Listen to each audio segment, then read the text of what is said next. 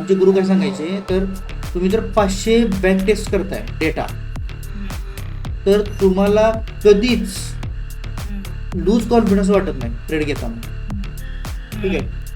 जर तुम्ही 100 वेळा लाईव्ह टेस्ट करताय मार्केटमध्ये, तर तुमची स्ट्रॅटेजी तुम्ही कधीच सोडत नाही. जसं की मी सीबीडीला कधी सोडत नाही. किती पण भारी स्ट्रॅटेजी होत्या मार्केटमध्ये, मी सीबीडीला सोडत नाही, कारण ही प्रोसेस आहे जी आपल्याला झाली. आपली स्ट्रॅटेजी नाही आहे, ही प्रोसेस आहे, ती फॉलो होते, तुम्ही बघताय.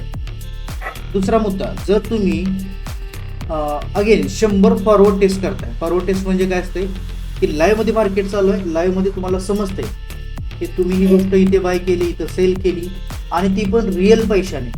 ते पैसे किती असू देत, छोटा असू द्या मोठ्या अमाऊंट, तुमच्या रिस्क रिवॉर्डच्या ह्याच्यानुसार, तर त्याला म्हणतात फॉरवर्ड टेस्टिंग. जर तुम्ही 100 फॉरवर्ड टेस्टिंग करताय, तर तुमच्यासारखं प्रॉफिटेबल कोण नसतं, आणि त्यानंतर तुम्हाला कधीच मागे वळून बघायची गरज पडत नाही ट्रेडिंगच्या सेक्टरमध्ये.